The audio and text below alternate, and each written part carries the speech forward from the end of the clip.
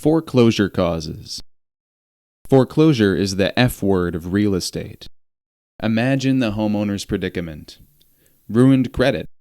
A person with bad credit needs to make 3 to 10 times as much effort as a person with comparable income with good credit to achieve the same wealth. May end up owing after the foreclosure.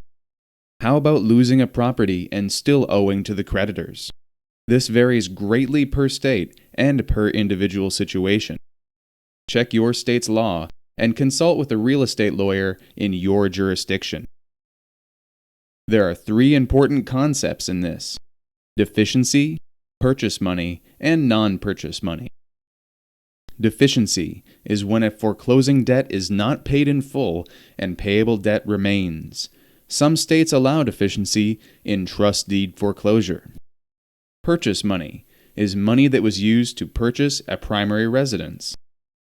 Some states allow deficiency or collections on purchase money. Non-purchase money is money that was not used to purchase a primary residence. Typically, these are second mortgages. Most states allow collection of non-purchase money after foreclosure. Collectors chasing. Collectors will often obtain judgments and garnish wages in order to collect. Shame. For the homeowner, things are not good.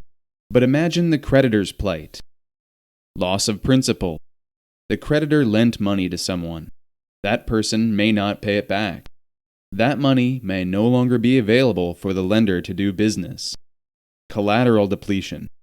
The longer it passes, the bigger the debt becomes. Eventually, and this is typically the case, the debt will not support equity. In other words, the collateral value is not enough for paying the debt. This is called hanging off the board. In addition, sooner or later, property maintenance will be deferred. The property becomes a fixer. The collateral is in even worse shape. To add to this, no one wants to pay the full price for a property in foreclosure. All this together is called collateral depletion. Bad loans on the book. This affects the ability of banks to do business. Holding REO. REO, or REO, means real estate owned. Banks are in the business of financing properties, not owning them. And last but not least, unsecured loans are difficult to collect. Even if a bank has the ability to collect after a foreclosure, most likely the owner will be insolvent. It is difficult to collect from insolvent people. One solution to this quagmire is the short sale. It mitigates all of the problems above. Creditors get more of their principal sooner. The seller avoids further negative consequences. As a reward for solving this problem, a buyer obtains the property at a discounted price. The underlying causes of foreclosure. It is very important to have a very good idea of why people are in foreclosure and to be able to classify them. This will allow you to gauge their potential level of motivation to take action and resolve the problem. Work only with motivated people. This is a loose classification of people in foreclosure based on the typical levels of motivation, from more motivated to less motivated. Typically, people belong to overlapped categories. The best group to work with is what is called the financial slippage group. Typically, these people had a very stable lifestyle until rather recently. This does not necessarily mean that they were rich. Rather, they had a steady income and well-balanced lifestyle. They are in bad shape because of reasons outside their control. This is the best group to work with. Usually, they already did all that is imaginable to keep the property. They already understand there is no alternative to losing the property. If they want to work with you, it is typically because they see you as a solution.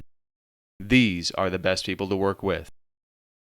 Some are in foreclosure because of bad luck, typically unemployment and health problems. Inheriting other people's problems is another cause. By wanting to help others, they end up in bad shape themselves. Bad decisions. This is common with business owners. they take second mortgages to invest in a business. If things do not work well, they have no equity in the property and no income to pay the mortgage. The rationale with this group is that they want to get back up to the stable lifestyle they're used to. Overindulgent lifestyles. These people typically do not want to miss out on what they are already used to. Interpersonal problems. The main one is divorce. Nowadays, it often takes two incomes to pay the mortgage. Associates fall out. This is often seen in small multiplexes and small commercial. Typically, the associates got into a fight. With them, it is hard to get commitments because they do not want to pay for the other's problems. Death or incarceration. Even if there is some money allocated for mortgage payments, at some point there will be a default. Often, there is no one responsible for decisions, or the decision maker does not care much. Over-optimistic lending practices. The main one is zero-down financing. Easy come, easy go. From them, it is often hard to get commitments because they got the property for no effort. Mortgage lending fraud.